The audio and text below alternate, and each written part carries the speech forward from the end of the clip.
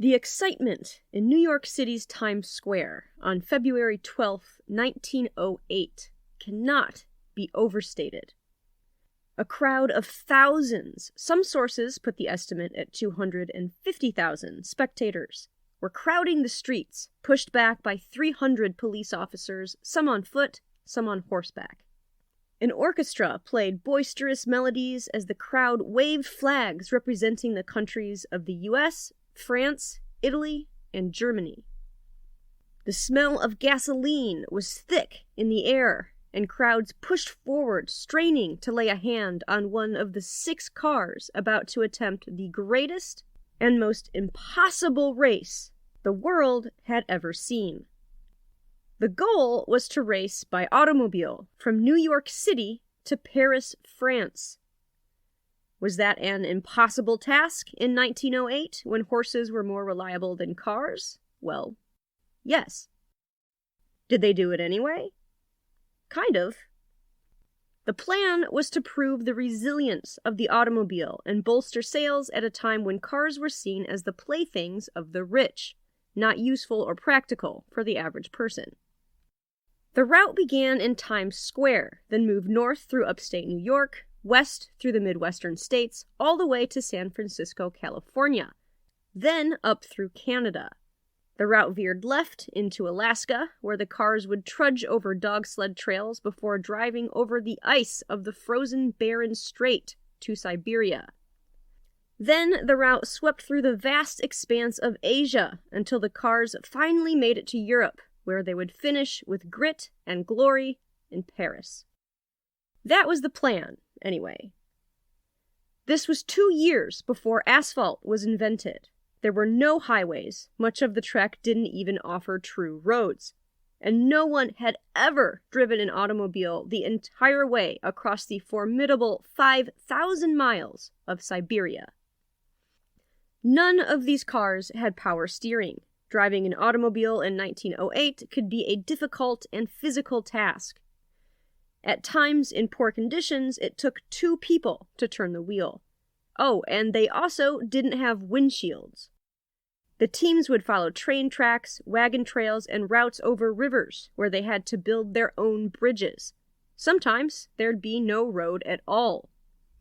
Snowstorms, relentless cold, unbearable heat, dust storms, quicksand, mud, canyons, deserts, 200-foot-high snowdrifts, sabotage, rivers, bogs, constant mechanical failures, mountains, unreliable navigation, bandits, at least 1 kidnapping plot, the nearly impossible to resist temptation to quit, and death were all factors in this race. And by the way, there were no gas stations where they could fill up. They had to bring their own gasoline, or hope they could purchase some from a hardware store, pharmacy, or even local blacksmith. At least that was when they were close to civilization, and much of this trip would be through a vast expanse of roadless terrain. The whole winding, zigzagging route over 3 continents was just under 22,000 miles, or 33,500 kilometers. Of course, nothing went as planned. Just about everything that could go wrong did go wrong. But the adventure that was about to spring from this ridiculous attempt at a half-thought-through idea was going to be the most epic race in history most of us have never heard of. Come with me, all the way back to that day in 1908, when the starting pistol signaled the beginning of this legendary race against time and impossibility. Let's go for a drive. I'm your host, Kristen Robine Terpstra, and this is the History Cache. Let's have a look inside.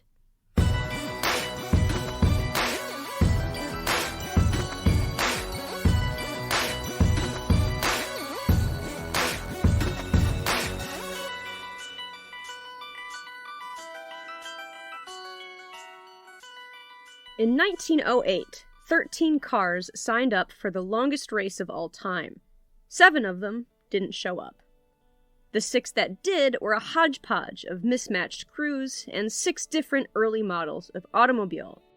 So why did anybody think this was a good idea? There were a couple reasons. One, in 1907, there had been a Peking to Paris race, and it had captured the attention of all of Europe that summer.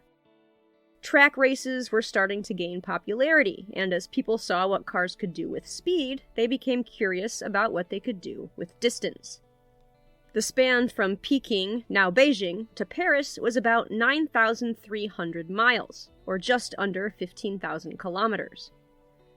A few European countries entered. The French and Dutch had cars, the Italians did too. The Germans did not, and so they were eager to enter a car in the 1908 race. The events of the Peking to Paris race did not bode well for the race of 1908. One of the French teams, driving a Pons model, ran out of gas in the Gobi Desert. Its two-man crew found themselves stranded and dying of thirst until they were rescued and nursed back to health by some desert nomads. It got so hot, the teams had to resort to feeding their drinking water into their radiators to keep their cars running. Eventually, the Italian team won, driving into Paris August 10th, 1907, 61 days after their car had left Peking.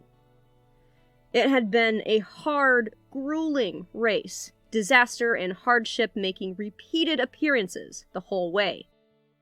The race of 1908 would be 12,700 miles longer. The headlines featuring the Peking to Paris race sold well. America's New York Times and France Le Matin's papers both agreed to co-sponsor this next sensational event. A story like this could appear in a column every day, and given the frenzy this race would stir, it was just good business. Secondly, the automobile was still a new invention in 1908. Most people in the world hadn't yet seen one, and sales needed boosting. This race would showcase just what the automobile could do, and at best would prove it was more efficient, faster, and a more reliable mode of transportation than horses. In 1908, cars were seen as the playthings of the rich. According to author Julie M. Fenster, at the time a new car could cost between $6,000 and $12,000. That's the equivalent of between $50,000 and $300,000 today. You could get cheaper models for as little as $600, but even at that price, cars were still not an attainable luxury for most people in the early 20th century. There was resistance to normalizing cars as a common mode of transportation. Cars brought change, and not everyone was eager to get behind the wheel and welcome the age of the auto. This race was aiming to change that. As always, I'll put my sources in the show notes, but the main source I used for this series is a book written by Julie M. Fenster called Race of the Century, the heroic true story of the 1908 New York to Paris auto race. This is an excellent book. Not only is it stuffed with diligently researched information, it's actually fun to read. She gets you to hear the roaring crowds and buzzing engines in Times Square that February 12th of 1908. The 12th was not a random date. There were two reasons that day signaled the start of the race. First, it was Abraham Lincoln's birthday. Yes, he'd been dead for 43 years, and the Civil War was just as far behind, but his birthday still felt significant. The American Civil War was closer in time to the people in Times Square that day than the Vietnam War is to us now. Second, the cars had to leave by mid-February if they were going to make it to Alaska in time to catch the Bering Strait ice bridge before it melted. But the race planners had to time it just right. If the cars crossed too early, Siberia would still be frozen when they reached it. Too late, and there'd be no way to drive there. The contestants wouldn't just be racing one another. They'd be racing nature and time. The race was supposed to begin at the sound of a starting pistol, fired by New York's 1908 mayor George B. McClellan. However, his reputation for being a bit flaky was reinforced that day, because he never showed. As everyone awkwardly waited for the starting pistol to sound, a man named Colgate Hoyt, president of the Automobile Club of America at the time, finally couldn't handle the anticipation anymore, hastily grabbed the gun and fired it at 11:14. To quote Fenster, "The automobile was about to take it all on, not just Broadway, but the farthest reaches to which it could lead. On that absurdity, the auto was about to come of age." Unquote. 6 cars took off at the sound of the starting pistol. The first in line, following its way out of the city, guided by police horses, was France's Césaire Naudin. Gray like a battleship, this 2-seater had a 1-cylinder engine capable of 15 horsepower. There was no windshield, no dashboard, no body even, just seats surrounded by air. The only sheet metal on the car covered the engine, held down in place by 2 leather straps. At 3,300 pounds or 1,500 kilos, it was the lightest car in the race. It was driven by Auguste Pons, a veteran of the Peking to Paris race. Auguste had been one of the contestants rescued in the Gobi Desert. This time, he meant to finish. Another Peking to Paris racer was in the mix. This was Charles Goddard, who had managed to finish that race, but not win in 1907. He was driving another car for France, the Motobloc. The Motobloc company had been organized by Goddard himself with the help of investors. It was a small business. Goddard believed if he could pull off a win, it would mean great things for Motobloc. Since he was using company money to fund the race, he was banking on it. The car itself was much larger than the Césaire. It had 4 kerosene spotlights on the hood, and unlike some of its competitors, a windshield of sorts. It was made of leather, so you couldn't see through it, and it only protected the car's occupants up to their chests. But it was better than nothing. It had the words Motobloc written across it, in case anyone didn't know exactly what they were looking at. Half the entries in this race were French. The final French car was a de Dion, sponsored by the Marquis de Dion, and driven by his nephew, Boursier Saint-Chaffré. In his crew, he had a mechanic, always referred to in the papers as simply Monsieur Autrin, and the Norwegian-born Hendrik Hansen, a man who could speak English, German, French, Chinese, and Russian all fluently, something that would be quite helpful in a race across most of the Northern Hemisphere. Hansen was determined too, promising that, quote, "We'll either reach Paris or our bodies will be found by the car." According to Fenster, de Dion at the time was the largest car manufacturer in France. This car, a 4-cylinder engine, weighing in at 6,600 pounds, or nearly 3,000 kilos, was the largest car in the race, and it was jam-packed with supplies. They had food rations for a month, a portable kitchen, tools, clothes, and everything they could possibly think of they might need for an Arctic expedition, including a sail, which Hansen thought they could use to sail the car through the frozen Siberian tundra. Italy also had an entry. Italy had won the Peking to Paris race and was eager for another victory. This time, the car would be a Brixia Zust, a car known for its reliability and heft. This car makes me think of the old Buick my grandmother drove. It lasted forever and looked like a wide, rectangular boat on wheels. Its crew was sponsored by the Italian newspaper Mattino. It consisted of the 21-year-old Antonio Scarfoglio, one of the youngest entries. He was the son of the newspaper's owner. There was also Emilio Sartori, a 26-year-old professional driver who would be behind the wheel, and Henry Haga, a German-born mechanic who joined the team at nearly the last moment. Haga couldn't speak Italian, but he wasn't there for the conversations. He was there to win a race.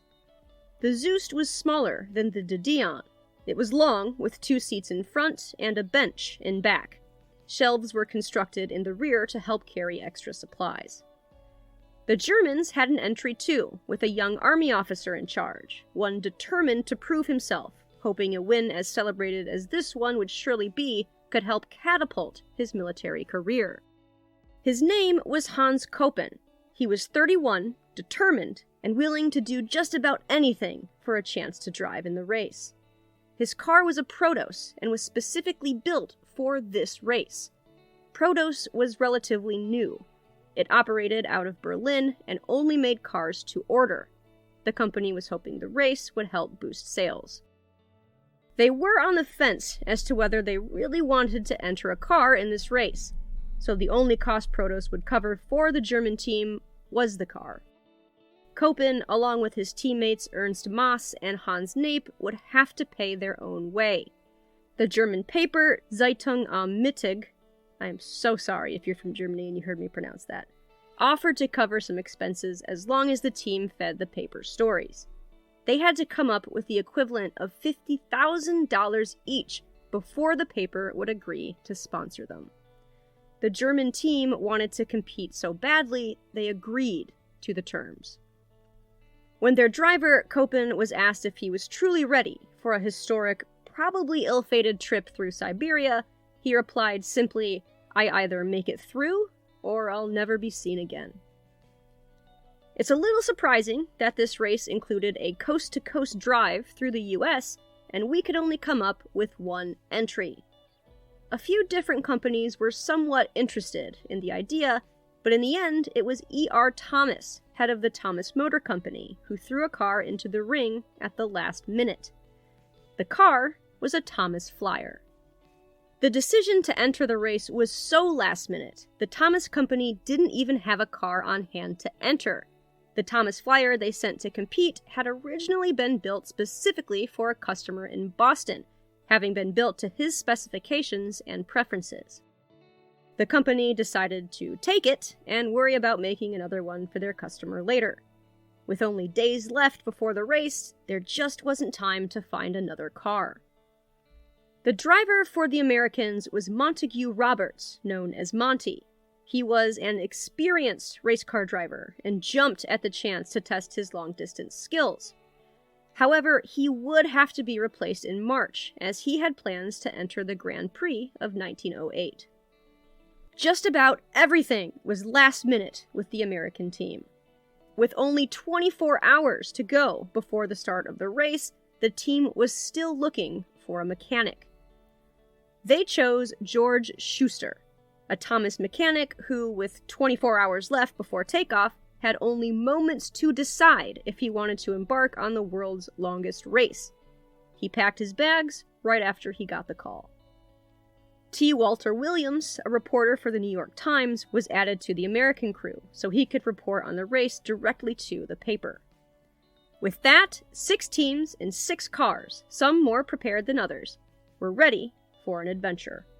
Their only certainty was uncertainty, whether they knew it or not. Their commitment and endurance would be relentlessly tested. All of them wanted to win, but as the road grew difficult, the way winding, lost, and miserable, only a few scrappy, stubborn individuals would prove just how much they wanted it. Fenster wrote, quote, "It meant the most to some of those who had never taken a long automobile trip before. Duty-bound, adventurous, vain, or all three at once, they craved the chance to pit themselves against every obstruction, including their own ignorance." Unquote. Thus began the Great Race of 1908.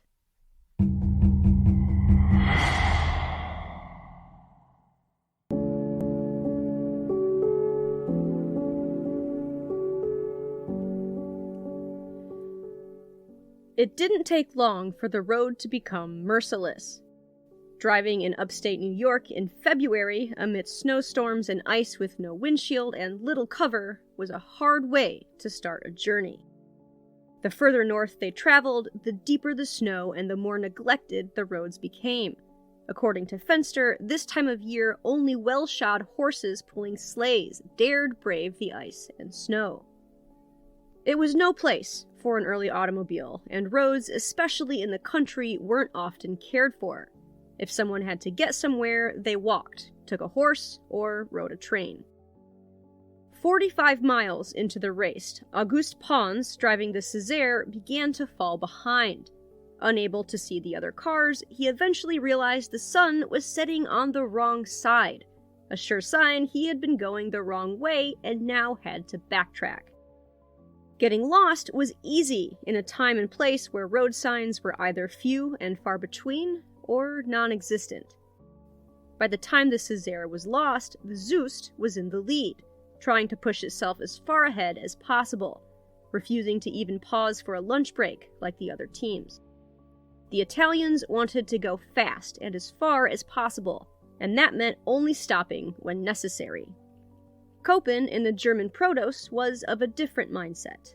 He saw himself as the tortoise amongst 5 hares. Slow and steady was how he planned on winning this race. By the time the Italian Zust reached Poughkeepsie around 70 miles into the race, the snow proved it was already more of an issue than they had anticipated. Scarfoglio of the Italian team wrote that, quote, "At Poughkeepsie, it was crackling against our tires. At Hudson, it was burying our rims and beginning to cause us trouble. At Albany, it was up to the nave of the wheel. At Schenectady, it was over the radiator."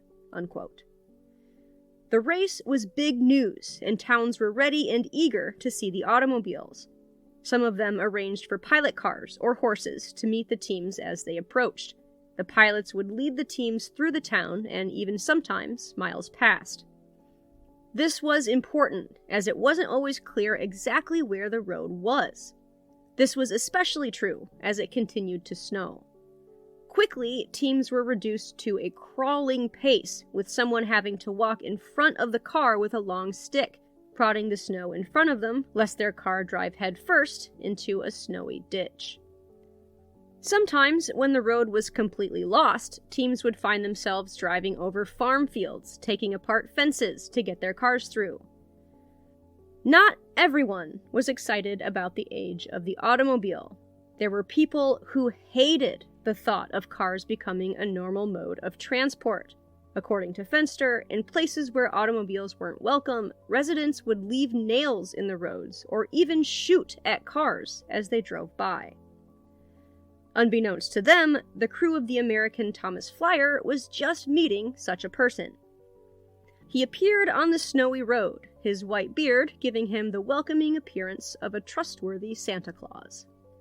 He told the Flyer there was a shortcut, and they trustingly took it. Turns out it was a cruel joke, not a shortcut, but a rough trail with snow 3 feet deep. It took the Americans 4 hours to shovel out their car. Every team spent grueling hours shoveling their cars through upstate New York. Goddard and his French motoblock team had gone airborne that first afternoon, landing in a deep, snowy ditch. The team had to dig until 1 a.m. before their car was finally free. Growing hungry, they couldn't find any food in their belongings, but they did find some champagne. The bottles were meant to be saved and opened after they victoriously drove into Paris. They drank all of them that first night. Around the time the motoblock was finding a ditch, the Italian team in the Zust was nearly arrested for spooking a horse. The Italians were angry when the law centered in on them because it very well could have been the Americans or the French de Dion team that had spooked the animal. But those teams had already left, and the officer felt he needed to charge somebody. He let the Italians go with a $3 fine. They weren't happy about the injustice of it all, but their desire to get going again curtailed their protests. They paid the fine and sped away, leaving the officer in a cloud of Italian expletives. The plan had been to reach Albany that first day, 150 miles into the race. No one made it.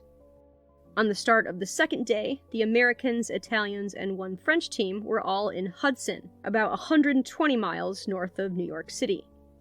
The French Protos was still way back in Poughkeepsie, and the motoblock was in Peekskill, having covered even less ground. But Auguste Pons and his team driving the Césaire had had the worst night of anyone. Their engine died on a hill near Peekskill. After venturing into the wintry night on foot, they knocked on the door of the first farmhouse they could find. Unfortunately, they couldn't speak English, and the woman at the door couldn't speak French. Eventually able to figure out what was going on, she took the team in for the night, offering them shelter from the winter cold. and that was about as far as the Césaire would ever get to Paris. Pons had the car fixed a few days later and even drove up the valley a little further, but by the end of the week, the Césaire was officially out of the race. There were now 5 cars left. 3 of them, the Italian Zust, the French de Dion, and the American Flyer, were closely trailing one another. Day 2 brought a snowstorm with it. The French de Dion team slid off the road, and Roberts, captain of the American team, ordered his crew to stop and tow their rivals out of the ditch. This show of good sportsmanship was expected, and the different teams generally didn't mind helping one another out when they could, at first. But it wouldn't take long for the competition to get much uglier. Just 3 days later, the crew of the de Dion would see the Zust broken down on the side of the road and would speed right past it without so much as a wave. Road conditions were getting worse, and it took 2 pairs of arms to keep the huge de Dion on the road. When the roads warmed slightly after the teams passed through Albany, the cars had to keep up enough speed to avoid getting stuck in the snow and slush, but not so much that they'd skid off the road entirely. In Schenectady, the road became impassable. The 3 leaders had to cut across an orchard to continue. To do that, they had to build a bridge out of wood and stones. When that didn't work, the realization they still had the better part of 22,000 miles of obstacles like this began to sink in. Scarfoglio of the Italian team wrote, quote, "It is impossible. It is impossible to go any further. Our arms have no power over the spades, and our feet cannot resist the cold which seizes and turns them to ice. The skin of our hands and faces is completely cracked." Unquote. Koppen of the German team shared similar feelings about the trials of upstate New York, saying, "Why, I expect Siberia will be a picnic compared with what we have experienced." Eventually, the 3 leaders stranded in the orchard made their way out via a towpath that followed a canal. They had to build another bridge and watch their pilot car fall into a ravine before they were completely free. In the meantime, the trailing Motobloc and Protos were inching their way up the valley. The next day, the roads improved a bit, allowing the cars to drive the country road speed limit of 20 miles per hour.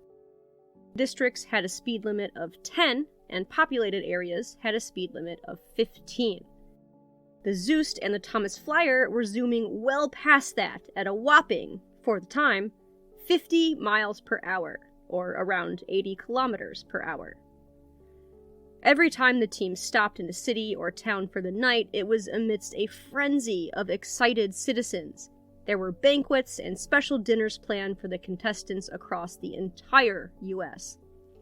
Most of the teams were all for it, with the extroverted personalities in the race loving making speeches and toasts as honored guests. But sometimes the excitement of the crowds they'd meet along the way could be dangerous. In Utica, New York, the Italian Zust was nearly caught in a riot. The huge crowd surrounding the Zust had followed it inside a local garage, and the team could tell the celebration was about to turn into a panicked frenzy. According to Fenster, just as things were getting sticky, a young attorney in the crowd jumped onto the hood and exclaimed, "This way, to see the egress! Don't miss seeing the egress!" Everyone quickly began filing out to see just what the heck an egress was.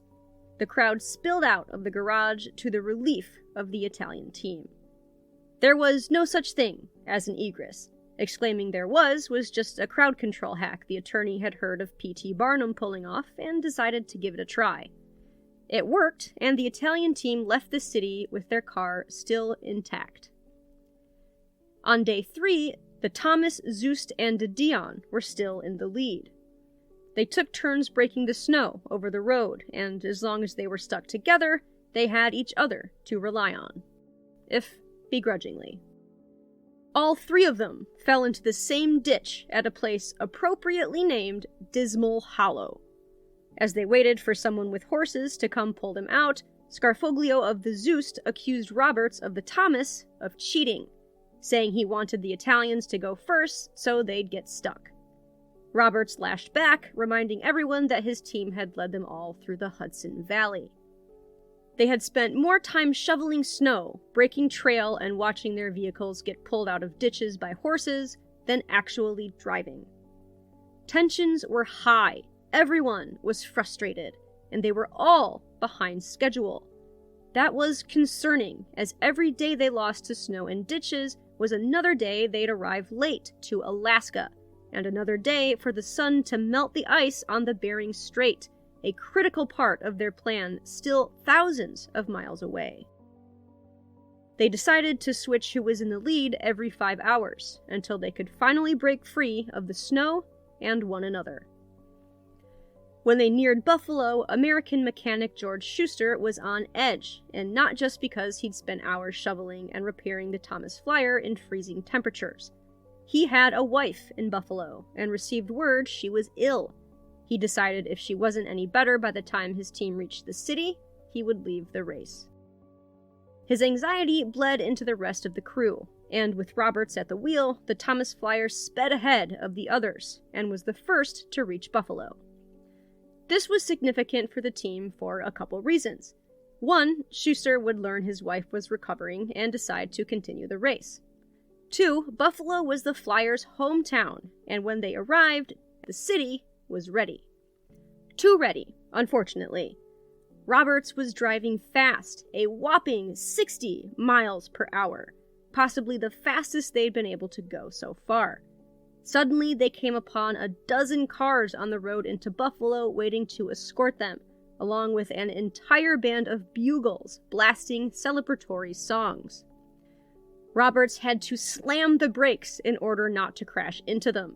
The car spun off the road, broke a fence, barreled into a field, then turned sharply back onto the road. Luckily, the only damage was a flat tire and a small pang of embarrassment.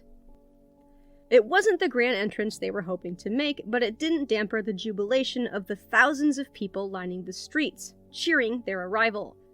The crowds were just as welcoming when the other cars rolled into town.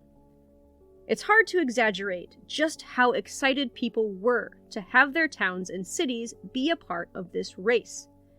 In the country, people would wait for hours in the freezing cold just to have a chance to see one of the cars drive by.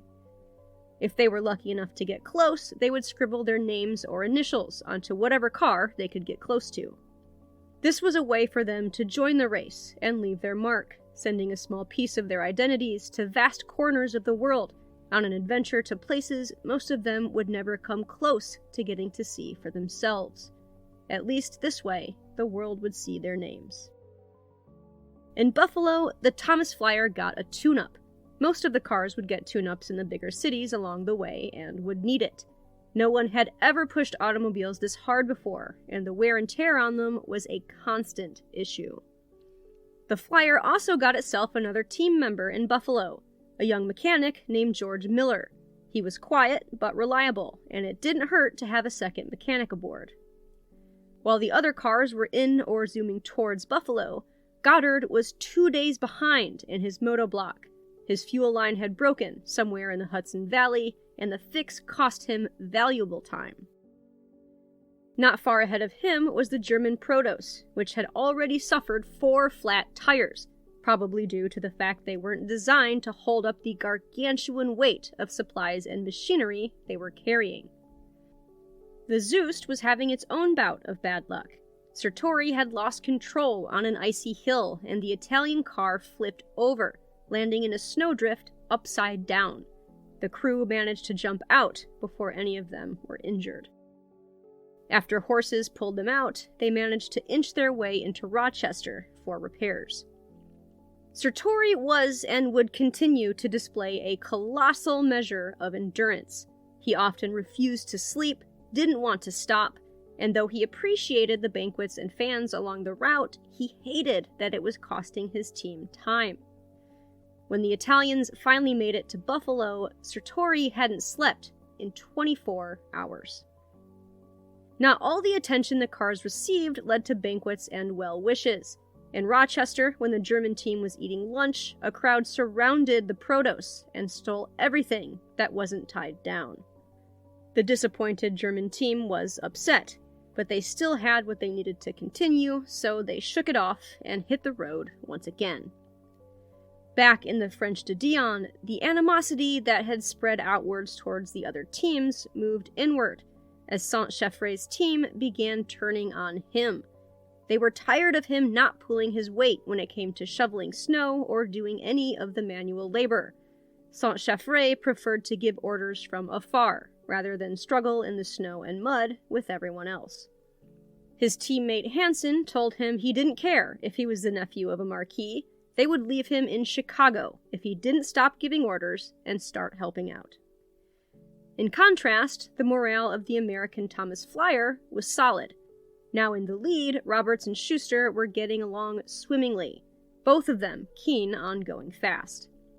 Roberts, who knew he'd be leaving the team once they reached Colorado so he could head to the Grand Prix, was eager to put as much distance between the Flyer and its competition. He feared if they lost the lead, the Thomas Company would lose heart, cut off its funding, and pull the Flyer from the race. Roberts wanted to leave his crew with as much of an advantage as he could once he left them. In the German Protos, coldness was the most palpable feeling in the car, and not because of the weather. Moss and Nape didn't like their captain Koppen much, and conversation was whittled down to a few words, and those were only spoken out of necessity. 22,000 miles is a long way to go in troubled company. The leaders were now making their way through Erie, Pennsylvania, then on to Toledo, Ohio, with Chicago set to be the next big city on the route, a route that wasn't getting any easier. Still, they were all happy to be free of upstate New York. The Zust had to stop for repairs, since more damage was done when it had flipped over than was previously thought. And they weren't the only car having issues. Saint-Chaffre and his de Dion stopped on the road to Toledo to light his headlights, which ran on kerosene. In 1908, if you wanted to see in the dark, you had to get out and light your headlamps with a match. Only the de Dion had nothing to light, because their headlights had fallen off somewhere around Norwalk, Ohio. The way ahead for them would be dark. When the Americans, Italians, and de Dion French teams were plowing their way through Ohio, the German Protos was just getting into Erie, Pennsylvania, and the French motoblock was now way behind. It still hadn't reached Buffalo, New York. The three leaders in Ohio were hoping the deep snow was now behind them as they neared Indiana. However, any hopes on the matter were dashed quickly. Indiana was in a state of emergency. A blizzard, one of the worst seen in years, stopped everything in northern Indiana for 3 days. Everything but the New York to Paris racers, who stubbornly kept to the road. It was slow work. Unplowed roads had snow 4 to 6 feet high, and the cities weren't much better. According to Fenster, until now the teams had averaged around 30 miles per hour in Chicago, about 48 kilometers per hour. Once they reached Indiana, they had to slow their pace to 1 mile an hour or less. At one point, it took the Thomas Flyer 13 hours to go 7 miles. When one car would shovel its way through, its crew would pile the snow back onto the road behind them, trying to make the way even more difficult for the trailing teams. By Indiana, any good sportsmanship the teams had been left on the side of the road, frozen and irrelevant, like the de Dion's headlights. The New York to Paris race had started as a promising, adventurous celebration of human endurance and automotive ingenuity. It had become a brutal competition that would test the mettle of every machine and every person who was just now understanding how truly impossible this was going to be. And there was still 21,000 miles to go.